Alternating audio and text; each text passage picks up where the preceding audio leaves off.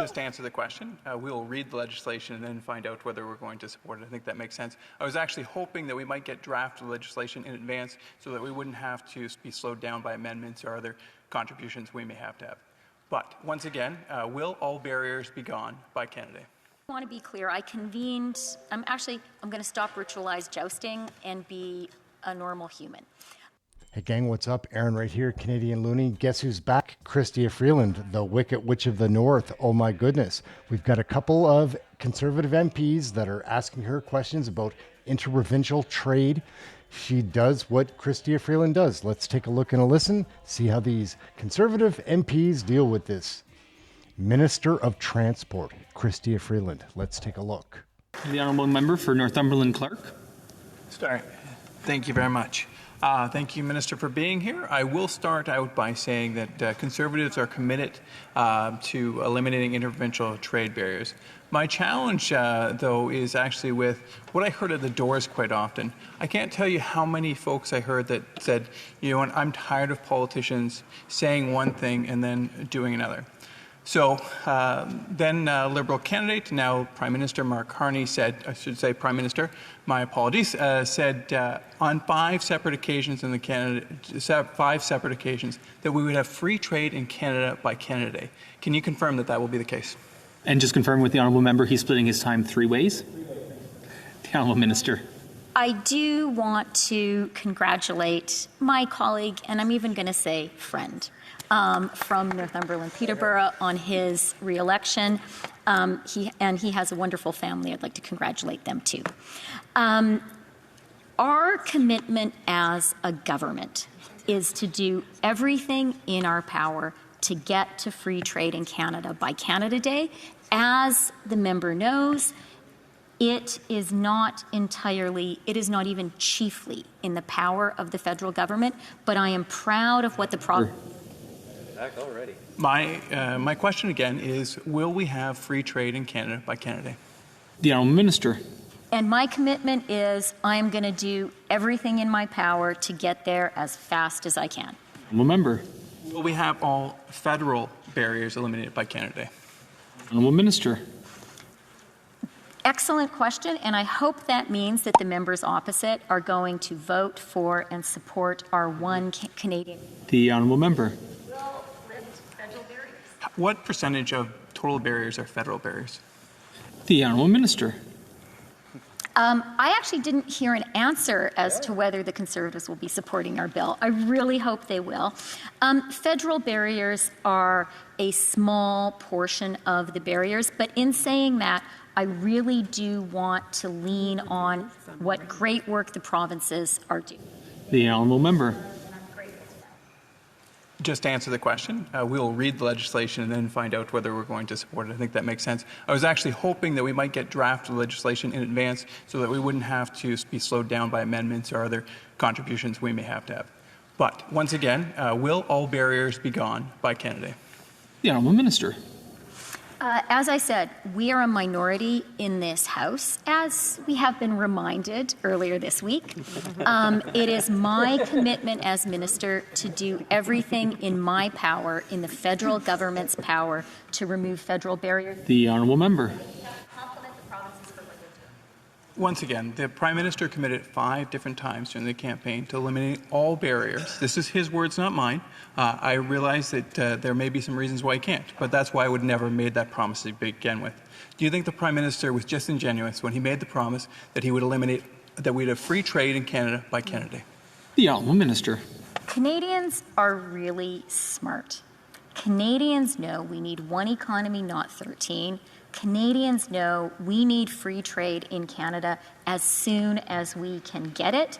And if we all work really hard, but we're going to have to do it together across the country, provinces, territories, federal government, opposition. The Honourable Member.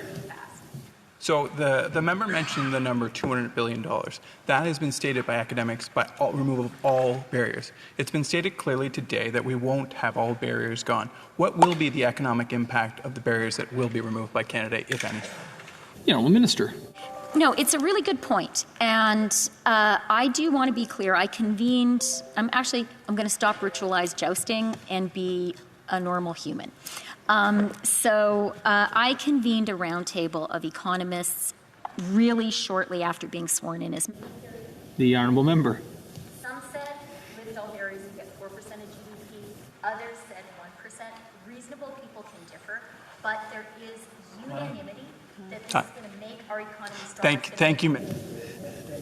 Thank you, Minister, for that. But those numbers were all calculated on the basis of elimination of all barriers. We're not even sure any barriers will be eliminated by Canada Day. So this was a disingenuous, false promise by the Prime Minister. Do you think he set you up for failure? The honourable minister. I believe in succeeding or failing based on my own strengths, merits, and hard work. I think I'll leave it there. The honourable member. Look, I've just seen 2 Prime Ministers in a row who have set you up to failure. The honourable minister.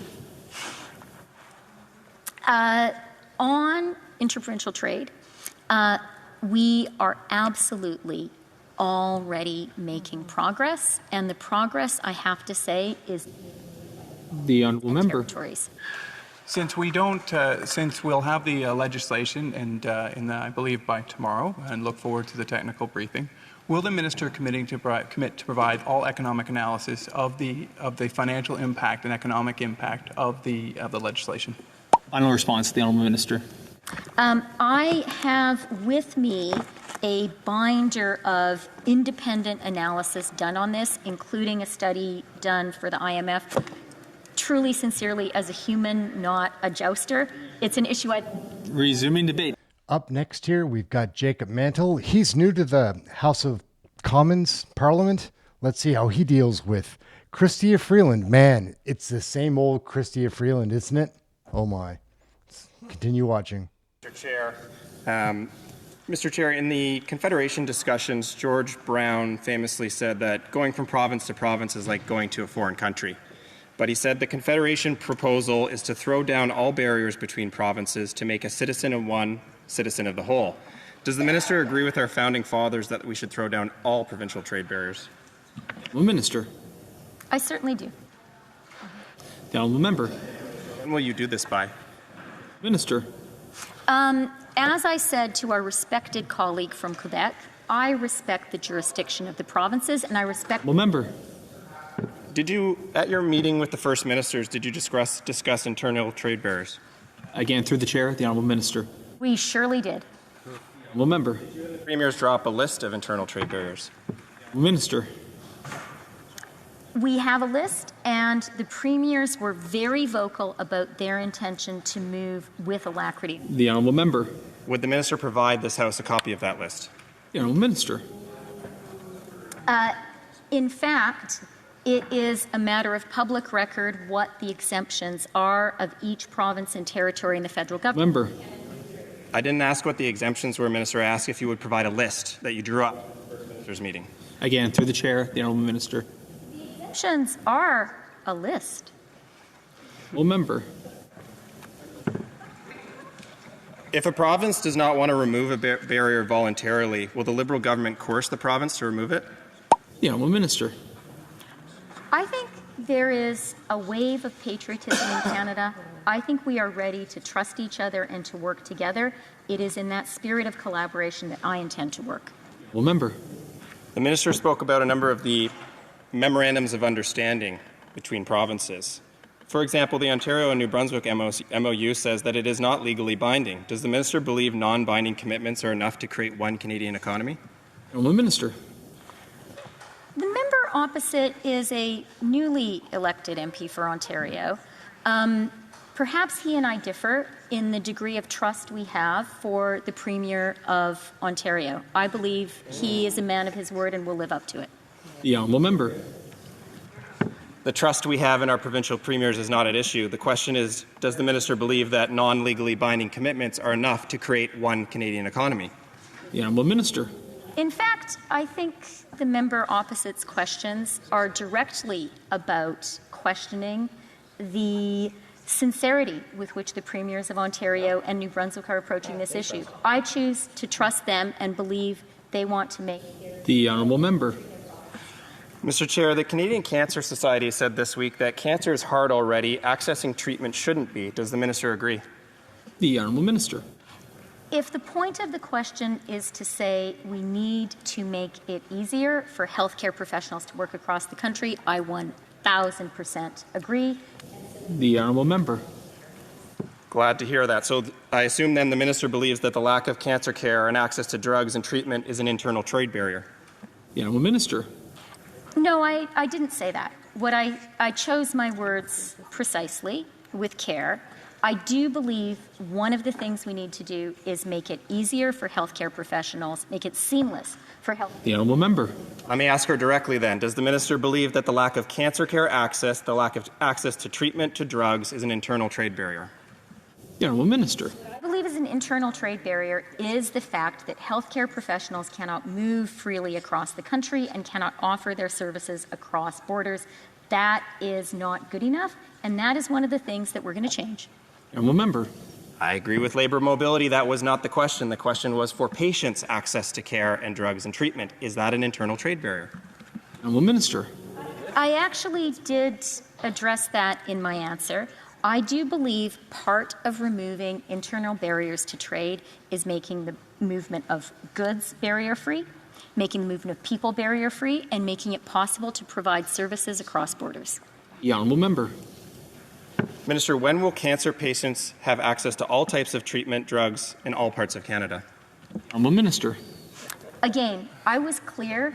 Part of the work of removing barriers to interprovincial trade absolutely includes making services frictionless and barrier-free and allowing them to be provided across the country. The Honourable Member, last question. Does the minister know the value of lost wages, out-of-pocket expenses caused by the lack of access to cancer treatment because of internal trade barriers? Minister. The Conservatives seem confused in their questions. On one hand, they want to say that we are overstating the value of removing internal barriers to trade. On the other hand, Resuming debate. All right, gang, we're going to stick a fork in that right there. That's done. It's really hard to put lipstick on a pig. Where have you heard that before? My name's Aaron, Canadian Looney. Let me know what you think about Chrystia Freeland in the comments. What about Philip Lawrence? This new guy, Jacob Mantle. Seems all right. Come and join us for one of the live shows. My name's Aaron, Canadian Looney. Like, share, subscribe, get notified. Catch you in the next video. Thank you for watching this one. We're out. Squiggle and squirm as you might, it is really hard to put lipstick on a pig. What? Hi everyone, good morning. What a great day for Canada. The Prime Minister said yesterday how humbled he was to be taking on his job, and that's exactly my feeling. I think that this is